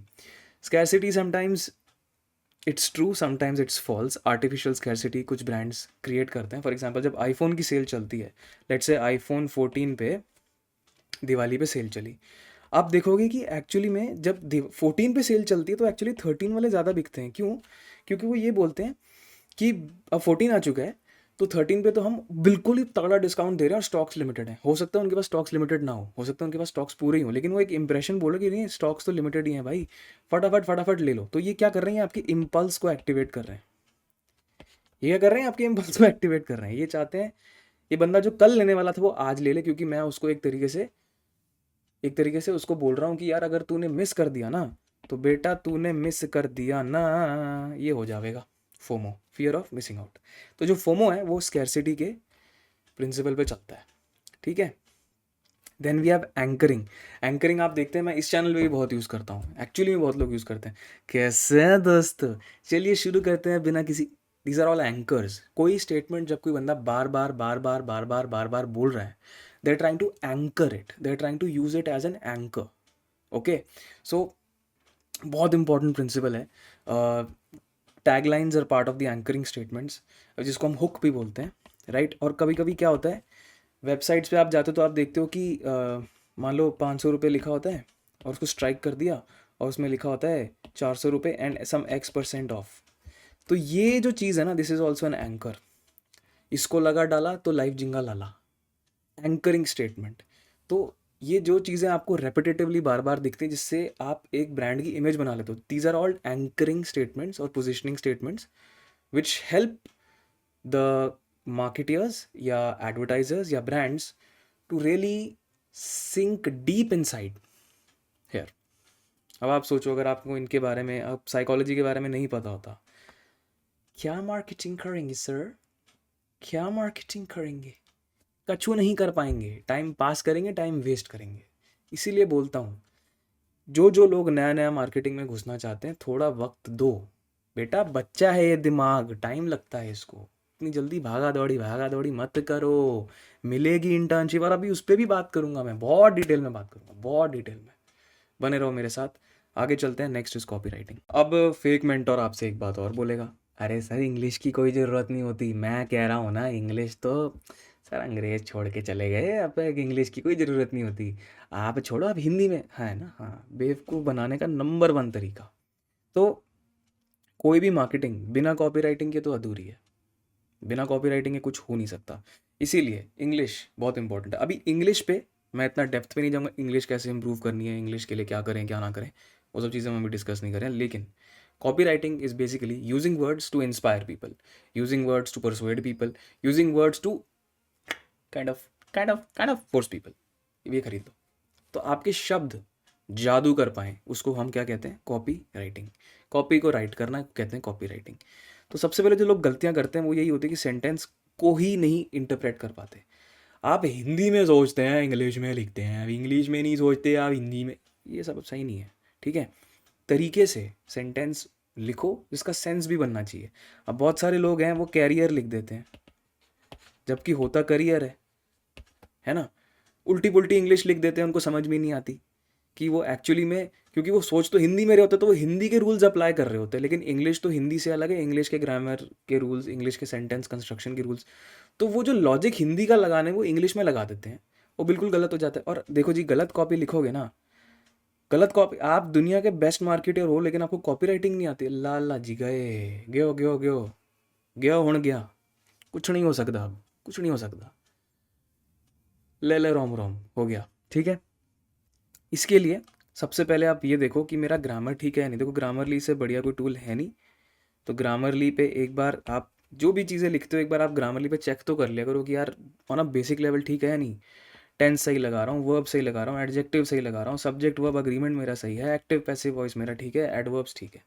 ठीक है, ये ग्रामर का पार्ट होता है। यूजुअली आप पैसिव वॉइस में कभी नहीं लिखते हैं। यूजुअली आप सब्जेक्ट वर्ब अग्रीमेंट ऐसे रखते हो जिसमें आप हमेशा एक्टिव वॉइस में रखते हो। ठीक है, अब एक्टिव पैसिव क्या होता है ये सब हम चीज़ें बाद में बात करेंगे। यूजुअली आप हमेशा जो अपना टेंस आप कर रहे हो वो आप एक ही कंसिस्टेंट रखते हो, राइट। ऐसा नहीं कि कोई सेंटेंस पास्ट में लिख दिया, कोई प्रेजेंट में लिख दिया, कोई फ्यूचर में लिख दिया। ऑब्वियसली डिपेंड करता है कॉन्टेक्स्ट और सिनारियो में, बट टेंसेस का आप ध्यान रखो, वर्ब्स का आप ध्यान रखो। वर्ब्स बड़े टाइप के होते हैं, आईएनजी होते हैं, फिर ईडी वर्ब होता है, राइट, ओयूएस वर्ब होता है। ये हर बहुत डिफरेंट डिफरेंट टाइप के वर्ब्स होते हैं। क्रिया, इनको हम हिंदी में क्रिया बोलते हैं, राइट। सब्जेक्ट वर्ब अग्रीमेंट, जो सब्जेक्ट के बारे में मैं बात कर रहा हूँ क्या उसके साथ वो वर्ब अग्री कर रहा है। फॉर एग्जाम्पल मैं बोल रहा हूँ धीरज इज स्लीपिंग, तो लॉजिकल है ना, धीरज सो सकता है, but Dheeraj is metaverse, makes no sense, right. तो सब्जेक्ट और वर्ब की अलाइनमेंट होनी चाहिए।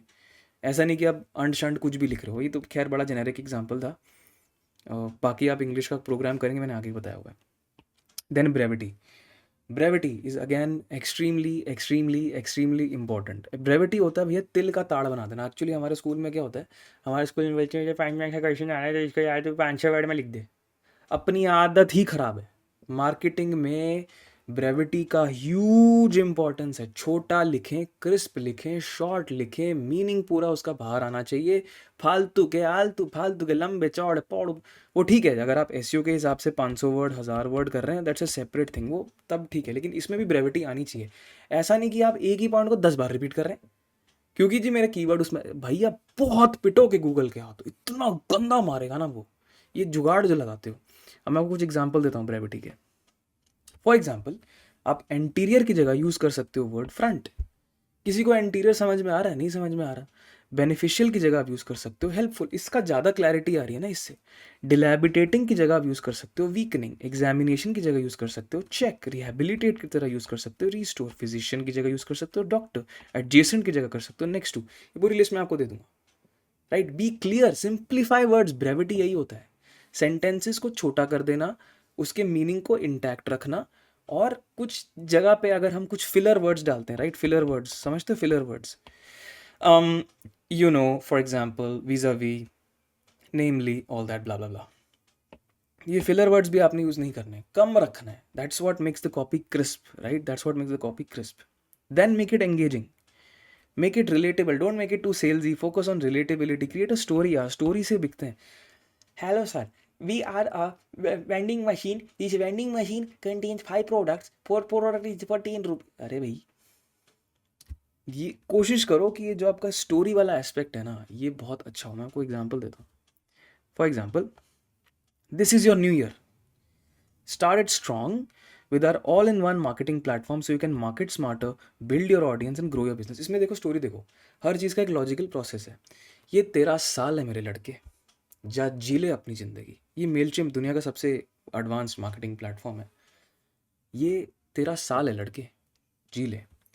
तो स्टार्टेड स्ट्रॉन्ग, कॉपी देखो कहाँ जा रही है। शुरुआत अच्छी कर, स्ट्रॉन्ग स्टार्ट कर, all in one marketing platform है तेरे पास ताकि तू ज़्यादा मार्केट कर पाए। स्टेप 1, उससे क्या होगा, तेरी ऑडियंस बढ़ेगी, उससे क्या होगा, तेरा बिजनेस बढ़ेगा। स्टोरी है भाई, इट्स वेरी एंगेजिंग।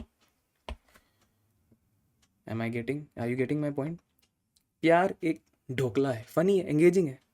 प्यार एक धोखा है, तब मीम चल रही थी, प्यार एक ढोकला है। वैसे ही टिंडर की एक टैगलाइन थी, अडल्टिंग कैन वेट, बहुत ही बढ़िया उनका एक स्टोरी बेस्ड कैंपेन था, मज़ेदार था adulting.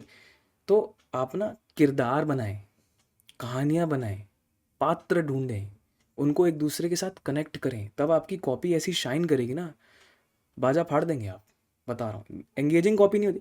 Hello sir, boring coffee, I am very boring sir, this is vanilla milkshake add to, कुछ नहीं होना। You have to make things little bit interesting. हाँ ठीक है, कभी कभी ऐसा होता है कि B2B बिजनेस में आपके कॉन्स्ट्रेंट्स होते हैं। फॉर एग्जांपल जहाँ मैं इकॉन में काम करता हूँ, वहाँ पे थोड़ी लैंग्वेज ड्राई होती है, बट वो एडिटोरियल गाइडलाइंस मेरी ऐसे, this is like a one of case. Usually अगर आपकी एडिटोरियल गाइडलाइंस इतनी ज़्यादा कॉम्प्लेक्स नहीं है तो आप कर सकते हो। देन होता है कर्स ऑफ नॉलेज, सिंप्लिसिटी। जैसे कि मैंने बोला यार, आपका काम है अपने कस्टमर की लाइफ को सिंप्लीफाई करना, कॉम्प्लिकेट नहीं। बहुत सारे लोगों को लगता है फिर मैं ऐसी बढ़िया वोकेबलरी डालूंगा और मेरे आएंगे लोग मेरे को सोचेंगे क्या स्टड है तू। स्टड नहीं समझेंगे, बुद्धू समझेंगे। समझ रहे हो? दूसरों का टाइम मत वेस्ट करो, सिंपल कॉपी लिखना सीखो। मैं आपको बताता हूँ, ये शशि थरूर जी ने एक ट्वीट लिखा था, and I repeat, exasperating farrago, distortions, misrepresentation, and outright lies being broadcast by an unprincipled showman masquerading as a journalist. क्या समझ में आया? I love his grammar, I love his English, everything is good. But as a marketer, you have to refrain from using exasperating language. Are you getting my point? जितना simple copy रखोगे ना, जितनी ज़्यादा crisp story oriented रखोगे, जितने ज़्यादा चीज़ें अगर आपकी कॉपी में ज़्यादा अच्छे से होंगे, then you will always shine. You will always find more people attracted towards your brand. You will always find people loving you. You will always find people listening to you. अगर आप आलतू फालतू के stud बनने के चक्कर में ये उल्टी सीधी जार्गनी लैंग्वेज लिखोगे ना, people are going to hate you. In fact people को लगता है यार ये कुछ ज़्यादा शो ऑफ नहीं कर रहा है, एक्सट्रीमली शो ऑफ नहीं कर रहा है। तो ये चीज़ अवॉइड करें, बिल्कुल बिल्कुल अवॉइड करें, राइट। अभी हमने कॉपी को डिस्कस करा है, अब बस graphic design and data analytics बच गया है। एंड उसके बाद हम वीडियो एडिटिंग और बाकी सारी चीज़ों पे थोड़ा बाद में बात करेंगे। अभी तक पसंद आ रहा है तो लाइक कर दीजिए, कोर्सेज पे बहुत बड़ा रोड मैप आएगा, बट आई नीड 600 लाइक्स। आ जाओ आ जाओ आ जाओ फटाफट। अच्छा, पहले मैं ये बताना भूल गया, अगर आपको अपनी कॉपी राइटिंग अच्छी करनी है तो आप एलेक्स कर्टोनी, माइक नार्डी, WS क्यूबटेक, उमर तसगीर को देख सकते हैं। मैं सारों का बहुत बड़ा फ़ैन हूँ, बट आई थिंक जो सबसे बेस्ट मेरे को लगता है ना वो ये दोनों हैं, जिसमें से माइक तो ज़बरदस्त बंदा है, ठीक है। तो इन यूट्यूब चैनल्स को ज़रूर फॉलो कर सकते हैं फॉर इम्प्रूविंग योर कॉपी। अब हम आते हैं ग्राफिक डिज़ाइन पे। सर, हैं? आपने तो बोला था कि ग्राफिक डिजाइन की कोई ज़रूरत नहीं है। मैं एक्सेल पे काम कर रहा था।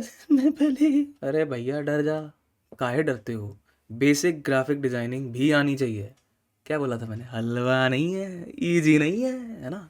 इसीलिए you need to be little bit basic, ठीक है।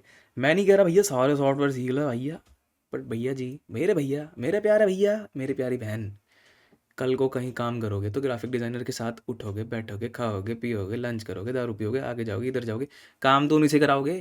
तुम्हारे पोस्टर कौन बनाएगा? तुम्हारे बैनर कौन बनाएगा? तुम्हारी स्टैंडीज़ कौन बनाएगा? तुम्हारी एड्स कौन बनाएगा? तुम्हारे वीडियोस कौन बनाएगा? तुम्हारे मोशन ग्राफिक एसेट डिज़ाइन कौन करेगा? Graphic designers. लेकिन समटाइम्स जब बहुत वर्कलोड होता है ना, उनके पास भी टाइम नहीं होता है, और इवन बेसिक कामों के लिए आपको हफ्ते हफ्ते हफ्ते वेट करना होता है। इसीलिए अगर आपको बेसिक डिज़ाइनिंग चीज़ें पता है, आप हमेशा शाइन करेंगे, शाइन करेंगे, शाइन करेंगे। टाइड। हाँ जी। सबसे पहले टेक्निकल, एक तो ना ये जो टेक्निकल कीड़ा है ना, इसको निकाल दो भाई। पहले कॉन्सेप्चुअल क्लैरिटी लाओ, उसके बाद टेक्निकल पे जाओ। कॉन्सेप्ट टेक, कॉन्सेप्ट टेक, पहले कॉन्सेप्ट, ठीक है। तो कॉन्सेप्ट समझते हैं। डिज़ाइन थिंकिंग को पढ़ना होगा सर आपको। डिज़ाइन थिंकिंग एक सब्जेक्ट है, जैसे साइकोलॉजी एक सब्जेक्ट है, वैसे डिज़ाइन थिंकिंग एक सब्जेक्ट है। अब मज़े की बात यह है कि मैं इसके लिए आपके लिए सारे एग्जाम्पल्स लाया हूँ। सबसे पहले you should know about contrast. Contrast is all about colours. मैं आपको दिखाता हूँ। यहाँ पे आप देख सकते हैं, जैसे ये इमेज है, इट्स कॉन्ट्रास्टिंग। एक कलर थोड़ा डल है, एक कलर थोड़ा ब्राइट है, राइट। यहाँ पे एक वाइट कलर का कॉन्ट्रास्ट भी आ गया, जिससे कि इसके बीच में और इसके बीच में एक कंपैरिजन, एक एक यू नो एक आपको पता चल रहा है कि हाँ यार, these are very very different colours. So देखने में ये ऑड नहीं लग रहा। This is called contrast. Contrast से क्या होता है? It helps you in movement. Contrast आपकी आंखों की मूवमेंट को अफेक्ट करता है। कॉन्ट्रास्ट आपको जिस जगह पे आप फोकस करना चाहते हो वहाँ लेके जाता है। फॉर एग्जाम्पल, ये Fire Boltt India's number 1 smart watch brand, ठीक है। इसमें आप कॉन्ट्रास्ट देखिए, white and black are two contrasting colours. White black contrasting colours. Then black which is a dark colour, orange is a bright colour, ताकि आप number 1 पे focus करें, number 1 पे फोकस करें। सिमिलरली अगर आप ये देखें, यहाँ पे अगेन वाइट, यहाँ पे again black, these are all consistent, right. अगर मान लो यहाँ पे ये बंदा रेड पहनने लग जाता तो आपकी आंखों को चुभता, राइट। तो ये colour makes the whole lot of difference, ये कॉन्ट्रास्ट ला रहा है, राइट। सिमिलरली आप यहाँ पे देखो, अगर आप अपनी आइज़ के डायरेक्शन को, अगर आप चाहते हो कि आप वो बंदा सबसे पहले कहाँ फोकस करे, तो आप देख रहे हो कि जो ब्लैक कलर है वो जानबूझ के इंटेंशनली डाला ताकि बंदों का फोकस ब्लैक पे ना जाए, बंदों का फोकस जाए पहले यहाँ, right, which is like the clearest area, the most brightest area, और उसके बाद टोटली वो इधर चले जाए। The all new MacBook pro. अब इसके पीछे कोई साइंस नहीं है, एक बेसिक डिज़ाइन प्रिंसिपल है कि अगर आप कोई भी चीज़ बना रहे हो, you don't use the same colour. मतलब बहुत बेवकूफ़ी हो जाएगी कि अगर आप रेड के साथ पिंक यूज़ कर रहे हैं या येलो के साथ लाइट येलो यूज़ कर रहे हैं। अगर आप कॉन्ट्रास्ट रखेंगे अपने डिज़ाइंस या बैनर्स में, उससे एक अच्छा अटेंशन बंदे का मिल जाता है, राइट। तो this is called contrast. Next is emphasis. Emphasis आप कैसे क्रिएट कर सकते हैं? Using some heading, titles, font sizes, bold, italics, underline, strike through, adding highlights through colours, elements, sentences and background. ये मैं आपको बताता हूँ what do I mean by emphasis. अब फॉर एग्जाम्पल ये इमेज आप देख रहे हैं, अगर मैं आपको आइसोलेटेड इमेज दिखाऊँ ये वाली, तो आपका सबसे पहले कहाँ दिमाग जाएगा? I want you to focus on the pink area, that's why everything is black and then the pink, pinky pinky pinky comes, है ना। सिमिलरली ये चीज़ आप देखो, where do I want to place the emphasis, this is where I want to place the emphasis. यहाँ पे आप देखो, यहाँ पे हर चीज़ सीधी सीधी सीधी है, बट दिस इज टेढ़ी, तो आपका सबसे पहले ध्यान कहाँ जाएगा? एम्फसिस। तो ये भी कॉन्ट्रास्ट ही हो रहा है, लेकिन this is very clear emphasis on where I want you to focus. तो भाई के कुछ थंबनेल्स थे, तो ये वाले मेरे वीडियो में 170K व्यूज़ आए थे, इसमें मेरे 170K व्यूज़ आए थे। अगर आप ध्यान से देखें, I have used both the contrast and emphasis, where if you see this red arrow, मैं ये बताना चाहता हूँ कि डिजिटल, मैं काइंड ऑफ क्लिक बेट दे रहा था। ऑब्वियसली मैंने इसमें ये बात नहीं करी कि ये खराब वीडियो या डिजिटल मार्केटिंग खराब हो रही है, बट मैंने जानबूझ के इंटेंशनली रेड कलर यूज़ करा येलो के साथ। एंड उसके बाद यहाँ पीछे आप ध्यान से देखो, नोट्स, ये मैंने 2000 के नोट्स करे। यहाँ पे मेरी जो शक्ल है बड़ी सैड सी है, एक बिल गेट्स है, एक नील पटेल है। वेरी क्लियर एम्फसिस कि भाई डिजिटल मार्केटिंग बंद हो रही है। अगर आपको अभी भी सीरियस नहीं लग रहा तो देखो, बिल गेट्स तक आया हुआ है इसमें, नील पटेल भी आया हुआ है, दोनों दिग्गज हैं। Clear emphasis, right. सिमिलरली यहाँ पे आप देखो, अगेन यहाँ पे भी कॉन्ट्रास्ट और एम्फसिस हो रहा है। मेरा जो एम्फसिस है वो किस पे है? 1 लाख रुपए पे, इसलिए 1 लाख रुपए वाइट है और बाकी सब ग्रीन है, ताकि मैं चाहता हूँ कि पहले आप 1 लाख रुपए पढ़ें, है ना। और उसके बाद देखो पीछे नोट्स आए हुए हैं, तो जो चीज़ सबसे इंपॉर्टेंट है वो सबसे पहले आ रही है और बाकी सब पीछे पीछे पीछे है। Clear emphasis. यहाँ पे भी आप देखो, what do I want to emphasise on? I want to emphasise on MNC। Where do I want to emphasize? I want to emphasize on MNC। मैं इस पे emphasize करना चाहता हूँ, that's why MNC is big।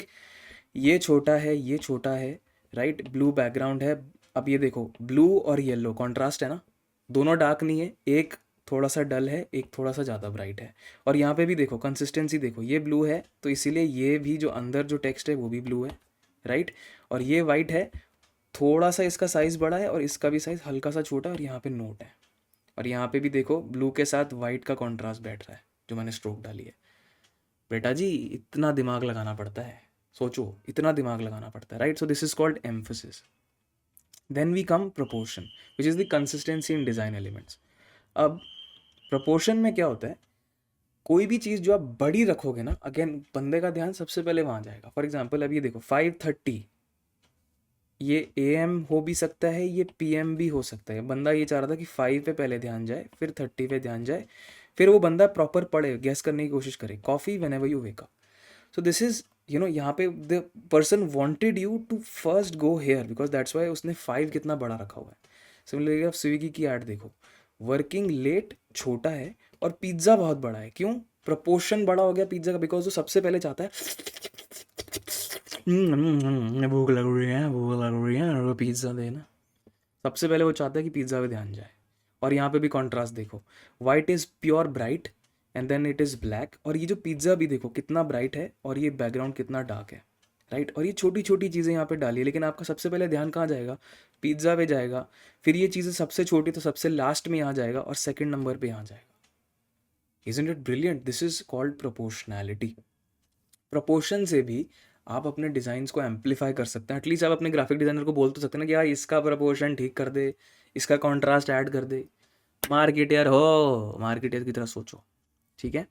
And finally white space. देखो बहुत सारी ना वाइट स्पेस है ना, थोड़ा सा गंदा हो जाता है हिसाब किताब।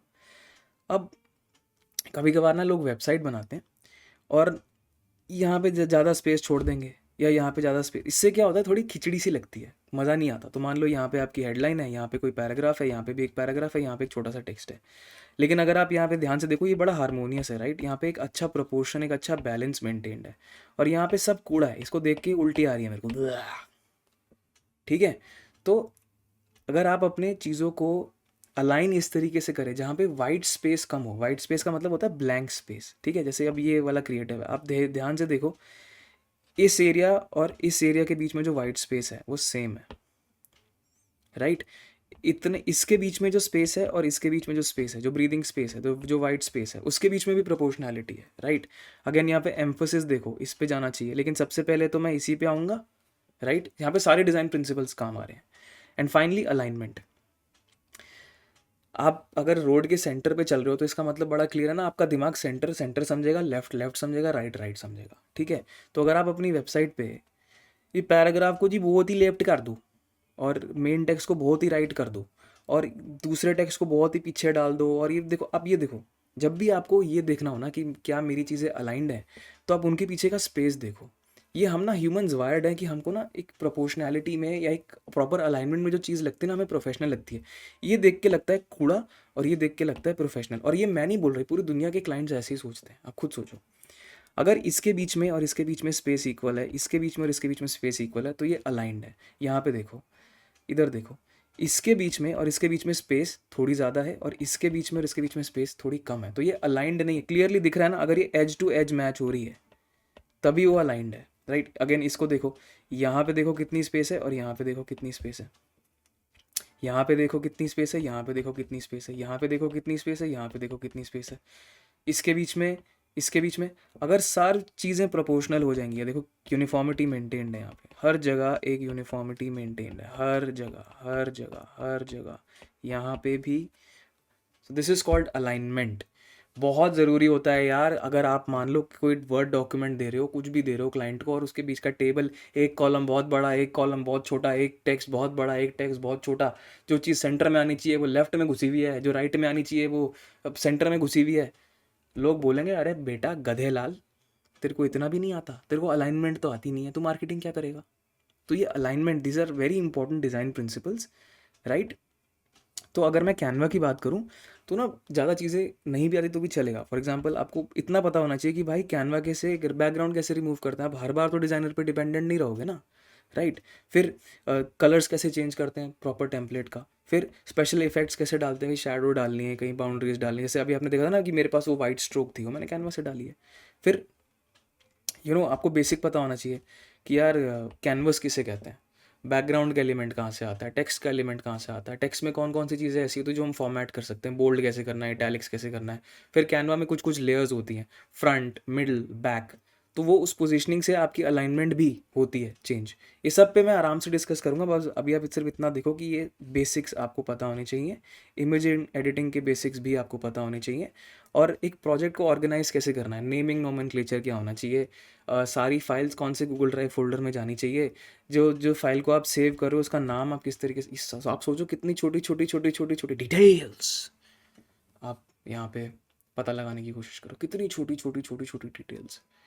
भैया मार्केटियर हो, कोई नहीं बताएगा, सिर्फ धीरज बताएगा। ये मैं ट्राइड एंड टेस्टेड बंदा हूँ, 8 साल से धक्के खा रहा हूँ, मुझे पता है ये चीज़ें हैं, इसलिए आपके सामने डंके की चोट पे बोल रहा हूँ, ये होता है। एंड फिर उसके बाद कुछ कोलैबोरेशन टूल्स होते हैं, मल्टीपल शेप्स को ऊपर नीचे करना, रेप्लिकेट करना। एक डिज़ाइन मान लो 1080 बाई 1080 पिक्सल की फाइल है, उसको आपको 1920 में करना है, तो कैनवा में वो कुछ ईजियर तरीके होते हैं जिसमें आपको वापस से रिवर्क नहीं करना पड़ेगा, वो ऑटोमेटिकली उसे कन्वर्ट कर देगा, राइट। क्लाइंट के साथ कोई प्रोजेक्ट फाइल शेयर करनी है या प्रोजेक्ट की आउटलाइंस शेयर करनी है, किस तरीके से आप उसको एक पोर्टफोलियो आइटमाइज्ड फॉर्मेट में दिखाओगे, ये सारी चीज़ें बेसिकली ग्राफिक डिज़ाइनिंग का पार्ट होती हैं। अब लास्ट का जो सेक्शन है वो डेटा एनालिटिक्स है। इसमें मैं आपको अब ज़्यादा ज्ञान नहीं दूंगा, बिकॉज आई थिंक हमने ऑलरेडी बहुत ज़्यादा डिस्कशन कर लिया है, ऑलरेडी वीडियो 1 घंटे के पार जा चुका है। तो मैं इस वीडियो को आज ही रोकूंगा और ये सारी चीज़ें हम बाद में डिस्कस करेंगे।